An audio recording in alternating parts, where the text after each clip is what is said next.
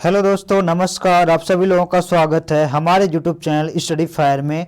दोस्तों, आज से मैं आप सभी के लोगों के लिए लुसेंट का आरआरबी रेलवे के लिए जो इन्होंने प्रीवियस ईयर पूरा बनाया हुआ है उसका मैं डेली आपको पढ़ाऊंगा। उसके सारे चैप्टर में पढ़ाऊंगा, चाहे वो फिजिक्स हो, केमिस्ट्री हो, बायो हो, हिस्ट्री हो, जियोग्राफी हो, पॉलिटी हो, सारे लेक्चर में उसके पढ़ाऊंगा जो कि वन लाइनर टाइप के होंगे, आपके लिए मोस्ट इंपॉर्टेंट होगा दोस्तों।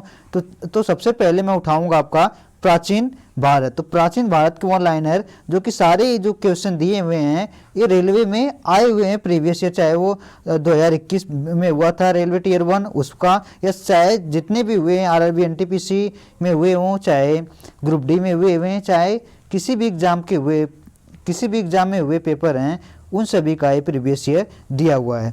तो चलिए बिना देर किए हुए शुरू करते हैं आज का आपका पहला क्वेश्चन क्या है प्राचीन हिस्ट्री का। आपका पहला क्वेश्चन दिया है वेदों की संख्या कितनी है। तो दोस्तों आप सभी लोग जानते होंगे कि वेदों की संख्या कितनी है, 4 है। और कौन कौन से वेद हैं, तो कौन कौन से हैं वे, ऋग्वेद हैं, यजुर्वेद हैं, सामवेद हैं और अथर्ववेद हैं। ठीक, ये 4 वेद हैं और जो ऋग्वेद है वो सबसे प्राचीन वेद है और जो सबसे नवीनतम वेद है वो कौन सा है, तो अथर्ववेद है। ठीक, अब आगे दिया है वेद किस भाषा में रचित किए गए हैं।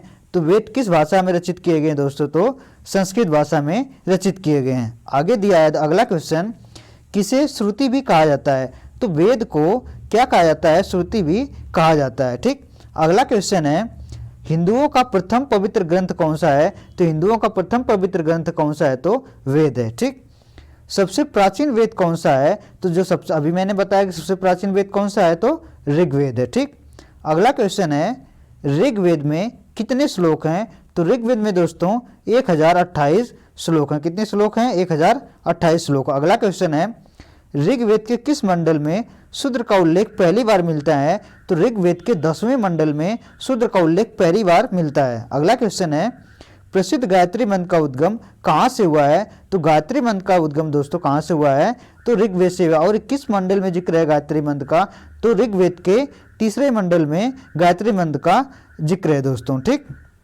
अगला क्वेश्चन है ऋग्वेद में निहित गायत्री मंत्र किस देवी देवता को समर्पित है। तो किस देवी को समर्पित है, तो सावित्री देवी को समर्पित है। अगला क्वेश्चन है शास्त्रीय संगीत के सिद्धांत की चर्चा किस वेद में की गई। तो शास्त्रीय संगीत के सिद्धांत की चर्चा किसमें की गई है, तो सामवेद। अब देखिए आप याद कैसे करेंगे इसको, देखिए यहाँ संगीत है तो संगीत का जिक्र किसमें है, देखिए संगीत यहाँ स स्टार्ट है पहला शब्द और सामवेद का भी स है। तो आप इससे याद रिलेट कर सकते हैं कि संगीत का जिक्र किसमें है, तो सामवेद में। अगला है गोपद ब्राह्मण किस वेद से संलग्न है। तो जो गोपद ब्राह्मण है दोस्तों किस वेद से संलग्न है, तो अथर्ववेद से संलग्न है। अगला क्वेश्चन है यजुर्वेद में यजुर का अर्थ क्या है। पूछा आपसे कि यजुर शब्द का अर्थ क्या है, तो यजुर मतलब होता है समर्पण। ठीक, अगला क्वेश्चन है किस वेद में बुराइयों व बीमारियों के निवारण हेतु जादू टोना एवं मंत्र दिए गए हैं। तो किस वेद में दिए गए हैं, तो अथर्ववेद में। देखिए अथर्ववेद में दोस्तों किसका जिक्र है, तो जादू टोना का। और संगीत का जिक्र किस में है, तो सामवेद में। ठीक, अगला क्वेश्चन है वेदों के पुनरुद्धार का श्रेय किसे दिया जाता है। तो वेदों का जो पुनरुद्धार किया था किसने किया था, तो स्वामी दयानंद सरस्वती ने वेदों का उद्धार किया था, पुनरुद्धार किया था। अगला क्वेश्चन है उपनिषदों की रचना कब की गई थी। तो उपनिषद की रचना दोस्तों कब की गई थी, तो उत्तर वैदिक काल में की गई थी। अगला क्वेश्चन है उपनिषदों का प्रतिपाद्य विषय क्या है। तो उपनिषदों का क्या विषय है, तो हिंदू धर्म, प्राचीन भारतीय विधि एवं मानव का सामाजिक व्यवहार, ये सारा उपनिषदों का प्रतिपाद्य विषय है। ठीक, अगला क्वेश्चन है संस्कृत वाक्यांश सत्यमेव जयते कहाँ से लिया गया है। तो सत्यमेव जयते कहाँ से लिया गया दोस्तों, तो मुंडक उपनिषद से लिया गया सत्यमेव जयते। ठीक, अगला क्वेश्चन है संसार ईश्वर है और ईश्वर मेरी आत्मा है, यह दर्शन किसमें समाविष्ट है। तो उपनिषद में यह दर्शन समाविष्ट है। ठीक, अब कई बार आपसे एग्जाम में पूछा गया है कि एतरे क्या है। दोस्तों मोस्ट इंपॉर्टेंट है, एतरे क्या है, तैतरेय उपनिषद है दोस्तों। ठीक, अगला क्वेश्चन है, भारत के राष्ट्रीय प्रतीक में उत्कीर्ण सत्यमेव जयते कहाँ से लिया गया दोस्तों? पीछे इसका जिक्र है तो मुंडको उपनिषद से है। ठीक, पुराणों की संख्या कितनी है? मोस्ट इंपॉर्टेंट क्वेश्चन है, पुराणों की संख्या कितनी है? तो पुराणों की संख्या कितनी है? तो 18 है पुराणों की संख्या। ठीक, अगला क्वेश्चन है दोस्तों, पुराणों की संख्या 18 है और ऋग्वेद की संख्या कितना है? 4 है। ठीक, और उसमें कुछ श्लोक कितने हैं ऋग्वेद में? तो 1028 श्लोक हैं। ठीक, और जो उपनिषद हैं वो कितने हैं? तो उपनिषद 6 हैं। ठीक, अगला क्वेश्चन है, अष्टाध्यायी के लेखक कौन है? वो दोस्तों मोस्ट इंपॉर्टेंट है क्वेश्चन, अष्टाध्यायी के लेखक कौन है? तो महर्षि पाणिनि। ये कई बार रेलवे का तो पेटेंट क्वेश्चन है कि पुस्तक से पूछता है, तो ये सारे पुस्तक मोस्ट इंपॉर्टेंट। अष्टाध्यायी के लेखक कौन है? तो महर्षि पाणिनि है। ठीक, अगला क्वेश्चन है, रामचरितमानस के रचनाकार कौन है? तो रामचरितमानस के रचनाकार कौन है? तो तुलसीदास जी हैं रामचरितमानस के रचनाकार। ठीक, अगला क्वेश्चन आपका, कालिदास द्वारा रचित पुस्तक कौन सी है? तो दिया है आपका अभिज्ञान, शाकुंतलम और कुमार संभवम। दोस्तों बस दो ही इसमें पुस्तक का नाम लिखा है, लेकिन कालिदास ने करीब इन्होंने 5 से 7 पुस्तकें लिखी हैं। मैं आपको बता देता हूं उनका नाम क्या, आप लोग नोट कर लीजिए। पहली तो हो गई अभिज्ञान शाकुंतलम, फिर कुमार संभवम हो गई, फिर ऋतु संहारम है, फिर विक्रमोर्वशीयम है, फिर उनकी जो है कि मेघदूतम है और रघुवंशम है, फिर मालिकाग्निमित्रम है। ये सारे इनके बुक हैं, करीबन 5 से 7 बुक हैं कालिदास की। ठीक, अगला क्वेश्चन है, कादम्बरी की रचना किसने की है? तो कादम्बरी की रचना बाणभट्ट ने की है। अब आगे देखते हैं अगला क्वेश्चन है, मालविकाग्निमित्रम किसने लिखा? अभी मैंने बताया कि मालविकाग्निमित्रम किसने लिखा है? तो कालिदास ने लिखा है। अगला क्वेश्चन है, राजतरंगिणी किसने लिखी जिसमें कश्मीर के राजाओं के बारे में बताया गया है? तो कल्हण लिखी। ठीक, और राजतरंगिणी में कितने तरंग है दोस्तों? तो कुल 8 तरंग है राजतरंगिणी में, मोस्ट इंपॉर्टेंट है, इसे आप लोग नोट कर लीजिएगा। अगला क्वेश्चन है, हर्ष के दरबार में आए वेनसांग ने अपना यात्रा स्मरण किस नाम से लिखा? जिसने लिखा था CU की नाम से। ठीक, मुद्रा राक्षस के लेखक कौन है? तो मुद्रा राक्षस के लेखक कौन है? विशाख दत्त। और विशाख दत्त की एक और पुस्तक है, उसका नाम क्या है? देवकी चंद्र गुप्तम। क्या नाम है? इसको भी नोट कर लीजिएगा आप लोग। मुद्रा राक्षस इनकी विशाख दत्त की पुस्तक है, दूसरी पुस्तक है देवी चंद्र गुप्तम, इनकी एक और पुस्तक का नाम है। अगला क्वेश्चन है, संस्कृत भाषा का प्रसिद्ध नाटक अभिज्ञान शाकुंतलम शकुंतला और एक राजा की कहानी चित्रित करता है, उस राजा का नाम क्या था? दोस्तों मोस्ट इंपॉर्टेंट क्वेश्चन है, तो उस राजा का नाम क्या था? तो राजा दुष्यंत थे। अगला क्वेश्चन है,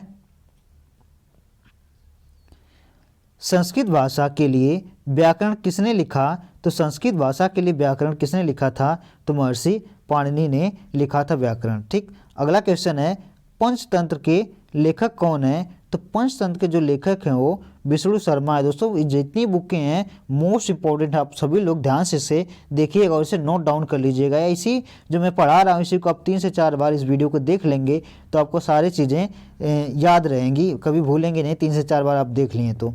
अगला क्वेश्चन है, मृच्छकटिकम का लेखक कौन है? तो मृच्छकटिकम पुस्तक के लेखक हैं कौन? शूद्रक हैं दोस्तों। अगला है, रत्नावली पुस्तक के लेखक कौन है? दोस्तों मोस्ट इंपॉर्टेंट है भी है, तो हर्ष हैं रत्नावली पुस्तक के लेखक। अगला क्वेश्चन है, बुद्ध चरित्र के लेखक कौन है? तो बुद्ध चरित्र के लेखक हैं अश्वघोष।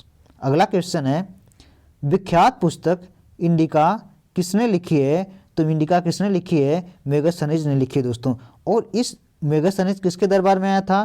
तो चंद्रगुप्त मौर्य के दरबार में आया था, और इंडिका में इसने चंद्रगुप्त मौर्य के बारे में, उनके शासन के बारे में लिखा है इसने। ठीक, अगला क्वेश्चन है, जातक प्राचीन पवित्र ग्रंथ किससे संबंधित है? तो आप सभी लोग जानते होंगे कि जातक किससे संबंधित है? तो बौद्ध धर्म से है। अगला क्वेश्चन है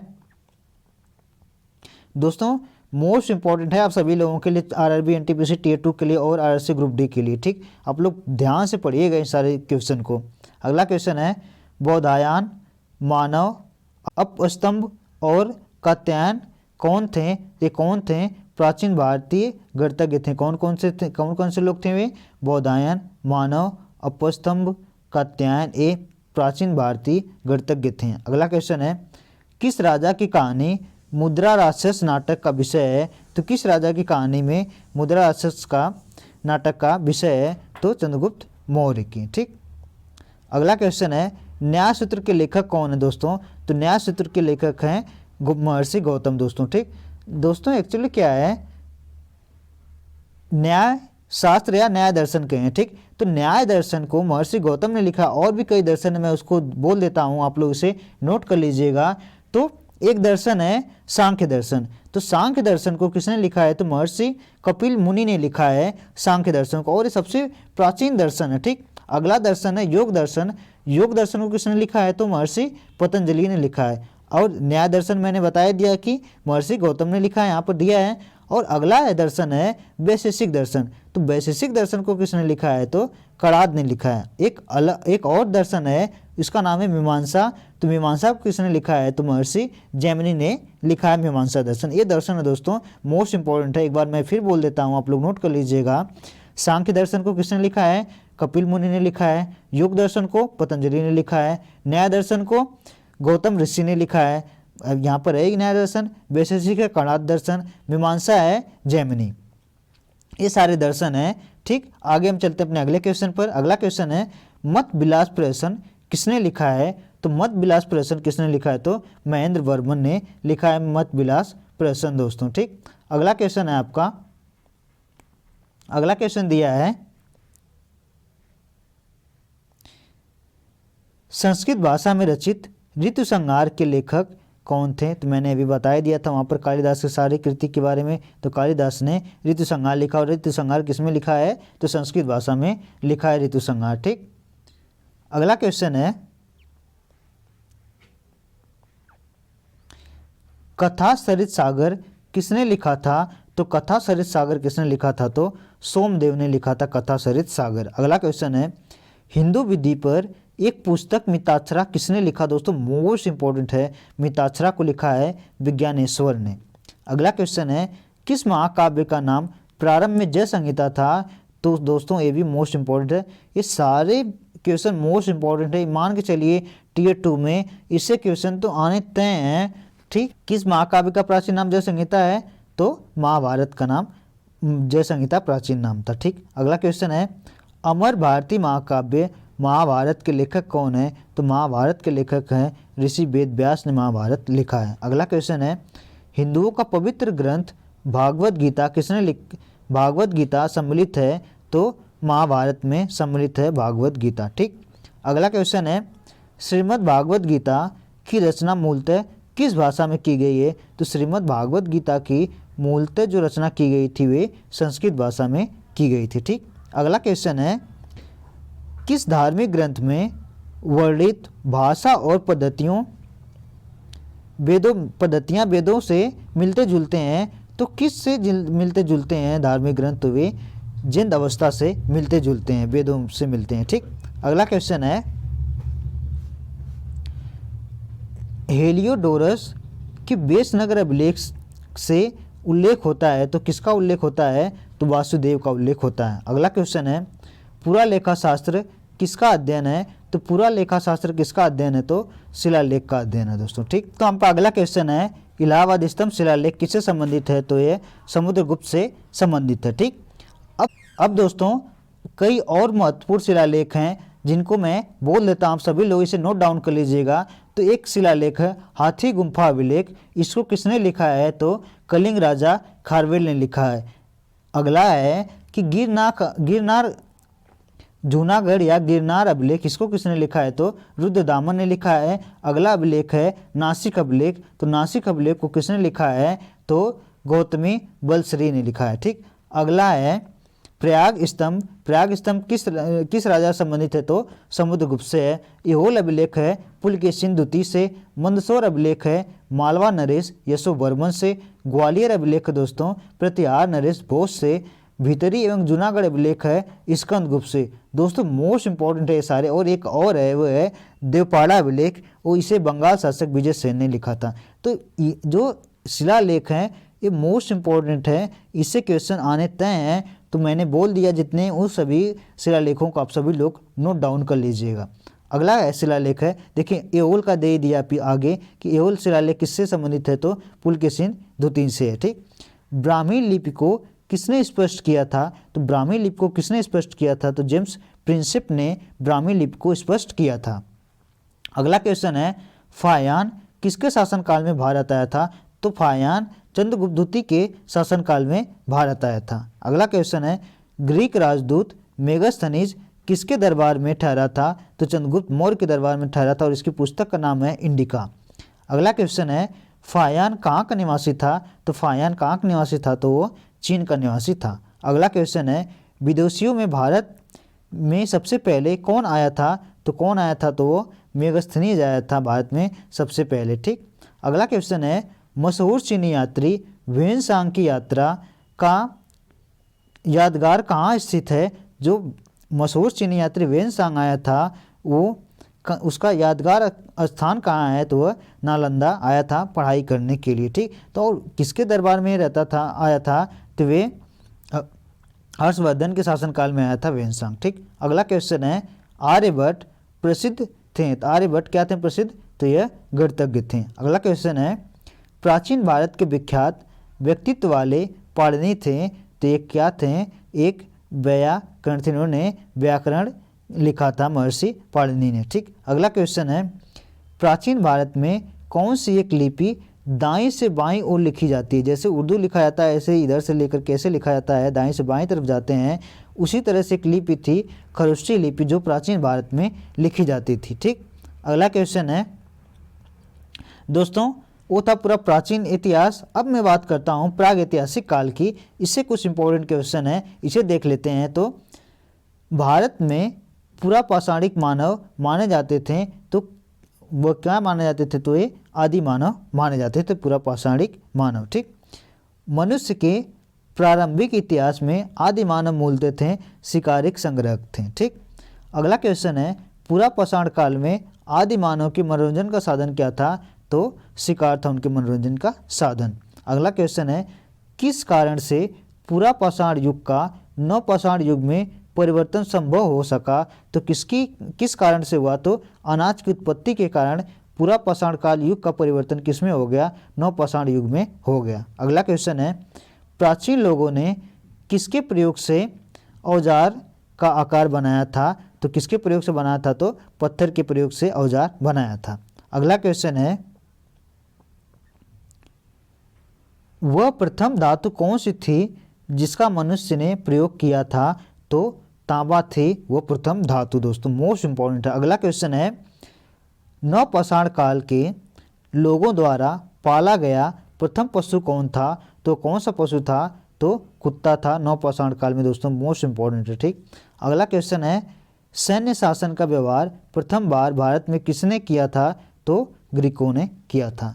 दोस्तों अब मैं बात करूंगा आप सभी लोगों के लिए सिंधु सभ्यता के बारे में। दोस्तों मोस्ट इंपॉर्टेंट है सिंधु सभ्यता, आपके एग्जाम में से आना क्वेश्चन तय है। तो चलिए शुरू करते हैं सिंधु सभ्यता कॉमन लाइनर क्वेश्चन। पहला क्वेश्चन है कौन सी सभ्यता सबसे पुरानी है, तो सिंधु घाटी सभ्यता सबसे पुरानी है। सिंधु घाटी सभ्यता किससे संबंधित है, तो यह कांस्य युग से संबंधित है। अगला क्वेश्चन है सिंधु घाटी सभ्यता की खुदाई ने भारतीय इतिहास की प्राचीनता को कहाँ तक पहुँचा दिया था, तो 2500 ईसा पूर्व तक पहुँचा दिया था। ठीक, और दोस्तों कई बार आपसे क्वेश्चन पूछता है कि सिंधु घाटी सभ्यता की खुदाई किसने किया था, तो सिंधु घाटी सभ्यता की खोज किसने किया था, तो दयाराम साहनी ने किया था। कब किया था, तो 1920 ईस्वी में किया था। ठीक, अगला क्वेश्चन है सिंधु घाटी सभ्यता कब पुष्पित हुई थी, तो कब हुई थी, 3000 से 1500 ईसा पूर्व के दौरान यह अस्तित्व में थी। अगला क्वेश्चन है सिंधु घाटी सभ्यता की खोज किसने की थी, तो सिंधु घाटी सभ्यता की खोज किसने की थी, तो दयाराम साहनी, अभी मैंने बता दिया। अगला क्वेश्चन है सिंधु घाटी सभ्यता गैर आर्यन थी क्योंकि, देखिए क्योंकि सिंधु घाटी सभ्यता के लोग शहरी थे, जबकि जो आर्य थे वे कैसे थे, ग्रामीण थे। तो इसीलिए कहा है कि जो सिंधु घाटी सभ्यता वो गैर आर्यन थी, क्योंकि जो सिंधु घाटी सभ्यता के लोग थे वे शहरी थे, जबकि आर्य कैसे थे, तो वे ग्रामीण थे। ठीक, अगला क्वेश्चन है सिंधु घाटी सभ्यता की प्रमुख विशेषता क्या है? तो सिंधु घाटी सभ्यता की जो प्रमुख विशेषता है वो नगर योजना है। अगला क्वेश्चन है सिंधु घाटी की सबसे महत्वपूर्ण विशेषता क्या है? तो सिंधु घाटी सभ्यता की जो सबसे महत्वपूर्ण विशेषता है वो जली हुई ईंटों के मकान, ये महत्वपूर्ण विशेषता है। अगला क्वेश्चन है सिंधु घाटी सभ्यता के बारे में जानकारी के बारे में प्रमुख माध्यम है तो क्या है? पुरातात्विक उत्खनन ये प्रमुख माध्यम है। अगला क्वेश्चन है सिंधु घाटी के लोग का उपयोग के लिए जाने जाते थे, तो सिंधु घाटी सभ्यता के लोग क्या क्या उपयोग करते थे? वे स्वर्ण का उपयोग करते थे, चांदी का, ताम्र का, कांस्य का, किंतु वे लोहे से वाकिफ नहीं थे, वे लोहे का उपयोग नहीं करते थे। अगला क्वेश्चन है धौलावीरा एक पुरातात्विक स्थान है, किस समय अवधि से जुड़ा है? तो सिंधु घाटी सभ्यता से जुड़ा है दोस्तों। सिंधु घाटी सभ्यता से दोस्तों कुछ एडिशनल जानकारी मैं बता देता हूँ, आप लोग नोट कर लीजिएगा, जो कि मोस्ट इंपॉर्टेंट है। देखिए मैं बता रहा हूँ आपको, ये उत्तर पॉइंट है, ये दक्षिण है, ये पूर्व है, ये पश्चिम है। ठीक, तो जो सिंधु घाटी सभ्यता का सबसे उत्तर में स्थित स्थान है वो कौन सा है? तो मांदा है। मांदा कहाँ पर है? जम्मू कश्मीर में। और किस नदी के किनारे है? तो वे चिनाब नदी के किनारे। और जो सिंधु सभ्यता की सबसे दक्षिणतम बिंदु है वो कौन सा है?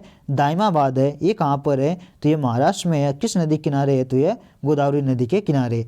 और जो इसके पूर्व का सबसे पूर्व का स्थान है वो कौन सा है? तो वह आलमगीर है। किस नदी के किनारे है? तो इंडियन नदी किनारे। और ये कहाँ पर है? आलमगीर उत्तर प्रदेश में। और इसका जो सबसे पश्चिमी बिंदु है वो कौन सा है? तो वो है औसत कोदड़। कहाँ पर है दोस्तों?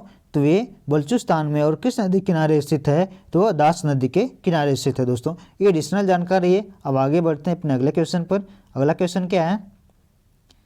सिंधु घाटी सभ्यता के लोगों को किस धातु का ज्ञान नहीं था? तो सिंधु घाटी सभ्यता के लोगों को लोहा का ज्ञान नहीं था, ये पीछे दिया था। अगला क्वेश्चन है प्राचीन भारतीय लोग मुख्य रूप से किस धातु का उपयोग करते थे? तो कांसा का उपयोग करते थे। अगला क्वेश्चन है सिंधु घाटी सभ्यता के लोगों की जीविका का मुख्य साधन क्या था? तो कृषि और व्यापार इनकी जीविका का मुख्य साधन था। अगला क्वेश्चन है सिंधु घाटी सभ्यता के अवशेष चिन्ह बतलाते हैं कि लोगों का मुख्य धंधा क्या था? तो सिंधु घाटी मुख्य धंधा था वो क्या था? व्यापार था दोस्तों। अगला क्वेश्चन है सिंधु घाटी के लोग कहाँ से व्यापार करते थे? तो सिंधु घाटी सभ्यता के लोग मेसोपोटामिया से व्यापार करते थे। अगला क्वेश्चन दिया है सिंधु घाटी सभ्यता की मुद्रा में किस देवता की आकृति चित्रित है? तो भगवान शिव की आकृति चित्रित है सिंधु घाटी सभ्यता में। अगला क्वेश्चन है सिंधु घाटी के लोग किस देवता की पूजा किया करते थे? तो सिंधु घाटी सभ्यता के लोग पशुपति की पूजा किया करते थे। अगला क्वेश्चन है प्रसिद्ध सिंधु घाटी सभ्यता स्थल हड़प्पा कहाँ स्थित है? तो हड़प्पा स्थित है दोस्तों पाकिस्तान में स्थित है हड़प्पा। ठीक, अगला क्वेश्चन है आपका दोस्तों और हड़प्पा किस नदी किनारे स्थित है दोस्तों? तो दोस्तों मोस्ट इंपॉर्टेंट है, इससे एडिशनल जानकारी दे देता हूँ आपको। जो हड़प्पा है दोस्तों वो किस नदी किनारे स्थित है? तो रावी नदी के किनारे स्थित है। अगला क्वेश्चन है हड़प्पा के अवशेष सबसे पहले किसने देखा था? तो चार्ल्स मेसन ने देखा था हड़प्पा सभ्यता के अवशेष। ठीक, अगला क्वेश्चन है ईसा पूर्व 2500 के आसपास जहाँ हड़प्पा सभ्यता विकसित हुई उस स्थान को आज हम के नाम से जानते हैं? तो किस नाम से जानते हैं? पश्चिमी भारत और पाकिस्तान के नाम से जानते हैं। ठीक, अगला क्वेश्चन है हड़प्पा की खुदाई में पाई जाने वाली नृत्यरत बालिका की प्रसिद्ध आकृति बनी हुई थी, तो किसकी बनी हुई थी वो आकृति? तो कांसा की बनी हुई थी। अगला क्वेश्चन है मोहनजोदड़ो कहाँ स्थित है? तो दोस्तों मोहनजोदड़ो कहाँ स्थित है? तो सिंध प्रांत में स्थित है। और मोहनजोदड़ो किस नदी के किनारे स्थित है दोस्तों? तो मोहनजोदड़ो सिंधु नदी के किनारे स्थित है। और किस स्थान पर है मोहनजोदड़ो? तो पाकिस्तान के सिंध प्रांत के लरकाना जिला में स्थित है मोहनजोदड़ो। ठीक, अगला क्वेश्चन है हड़प्पा सभ्यता किस नदी के किनारे स्थित है? तो रावी नदी के। मैंने इसको बता ही दिया कहाँ पर है, तो ये सिंध नदी के किनारे है मोहनजोदड़ो। ठीक, अगला क्वेश्चन है मृतकों के टीले के नाम से कौन प्रसिद्ध है? तो वो कौन प्रसिद्ध है? मोहनजोदड़ो मृतकों के टीले के नाम से प्रसिद्ध है। अगला क्वेश्चन है मोहनजोदड़ो में सबसे बड़ी इमारत थी, तो कौन सी थी? महान अन्न भंडार सबसे बड़ी इमारत थी मोहनजोदड़ो की। अगला क्वेश्चन है हड़प्पा के लोग कैसे थे? तो वे शहरी थे। अगला क्वेश्चन है हड़प्पा सभ्यता के दौरान आयात की सबसे महत्वपूर्ण वस्तु क्या थी? तो धातु और बहुमूल्य पत्थर ये आयात की महत्वपूर्ण वस्तु थी दोस्तों। ठीक, अगला क्वेश्चन है, सर्वप्रथम कपास पैदा करने का श्रेय प्राप्त है तो किसे प्राप्त है? तो हड़प्पा वासियों को प्राप्त है। अगला क्वेश्चन है, हड़प्पन संस्कृति के मुद्राओं एवं पक्की मिट्टी की कलाकृतियों में किस पशु का चित्रण नहीं किया गया है? तो गाय का चित्रण नहीं किया गया दोस्तों। ठीक, अगला क्वेश्चन है, हड़प्पा सभ्यता के उपकरण व हथियार मुख्यतः किसके बने थे? तो किसके बने थे? तांबा, कांसा और टीन के मुख्यतः बने होते थे हड़प्पा सभ्यता के हथियार। ठीक, अगला क्वेश्चन दोस्तों, सिंधु घाटी सभ्यता में महान स्नानागार किस स्थान पर मिला था? तो कहाँ पर मिला था? वो मोहनजोदड़ो में मिला था। मोहनजोदड़ो को मृतकों का टीला कहते हैं। अगला क्वेश्चन है, हड़प्पा कालीन सभ्यता का विशाल कठोर कहाँ मिला है? जो हड़प्पा सभ्यता का जो विशाल कोठार था वो कहाँ मिला था? तो मोहनजोदड़ो में मिला था। अगला क्वेश्चन है, नाचने वाली लड़की की मूर्ति कहाँ से प्राप्त हुई थी? तो वे भी मोहनजोदड़ो से प्राप्त हुई थी। अगला क्वेश्चन है, सिंधु घाटी सभ्यता कि किस शहर से सुदृढ़ किला नहीं मिला था? तो कहाँ से नहीं मिला था? तो चौंदड़ो से नहीं मिला था। अगला क्वेश्चन है, भारत में सिंधु घाटी सभ्यता का सबसे बड़ा स्थल कौन सा था? तो सबसे बड़ा स्थल था धौलावीरा। ठीक, अगला क्वेश्चन है, सिंधु घाटी सभ्यता स्थल धौलावीरा किस राज्य में स्थित है? तो धौलावीरा स्थित है दोस्तों गुजरात में दोस्तों। ठीक, अगला क्वेश्चन है, सिंधु घाटी सभ्यता के लोगों का बंदरगाह नगर कौन सा था? तो जो बंदरगाह नगर था वो कौन सा था? तो लोथल था दोस्तों। और जो लोथल है दोस्तों किस नदी के किनारे स्थित है? तो भोगवा नदी के किनारे स्थित है। और ये स्थान कहाँ पर है लोथल? तो गुजरात के अहमदाबाद जिले में ये लोथल स्थित है। ठीक, हड़प्पा कालीन स्थल गुजरात में था तो लोथल था, अभी मैंने बता दिया आपको। सैंधव सभ्यता की ईंटों का अलंकरण किस स्थान से मिला है? तो यह कालीबंगा से मिला दोस्तों। अभी कालीबंगा कहाँ पर है? तो दोस्तों जो कालीबंगा है तो राजस्थान के हनुमानगढ़ जिले में है। और किस नदी के किनारे स्थित है कालीबंगा? तो कालीबंगा स्थित है वह घग्गर नदी के किनारे स्थित है। और कहाँ पर? राजस्थान के हनुमानगढ़ जिले में है। ठीक, अगला क्वेश्चन है, कौन सा हड़प्पन स्थल अग्नि देवी के प्रमाण प्रस्तुत करता है? तो कालीबंगा प्रस्तुत करता है। अगला क्वेश्चन है, सिंधु घाटी स्थल कालीबंगा किस नदी के किनारे स्थित है? तो अभी मैंने बता दिया कि किस नदी के किनारे स्थित है, तो घग्गर नदी के किनारे स्थित है। अगला क्वेश्चन है, हड़प्पा सभ्यता का कौन सा स्थल भारत में नहीं था? तो कौन सा नहीं था? बालाकोट भारत में नहीं था। अगला क्वेश्चन है, हड़प्पा सभ्यता का विस्तार का पूर्वी सीमा को व्यक्त करता है? तो मैंने अभी बताया था आपको एडिशनल जानकारी में, पूर्वी सीमा कहाँ पर है? आलमगीर में है। उसका जो पश्चिमी सीमा है वो सुतकोदड़ में है। और जो इसका उत्तरी बिंदु है वो मादा में है। और जो दक्षिणी बिंदु है कहाँ पर है? दायमाबाद में है। अगला है, अमरी जो हड़प्पा सभ्यता के एक स्थल है किस प्रांत में स्थित है? तो सिंध प्रांत में स्थित है। अगला क्वेश्चन है, अगला और लास्ट क्वेश्चन है दोस्तों आपका, इंडस लोग किस वृक्ष की पूजा करते थे? तो जो इंडस लोग थे वह पीपल वृक्ष की पूजा करते थे दोस्तों आज के लिए इतना ही। अब आपसे मिलते हैं अगले लेक्चर में। मुझे उम्मीद है कि आप सभी लोगों को यह समझ में आया होगा। तो आप सभी लोगों का बहुत बहुत धन्यवाद।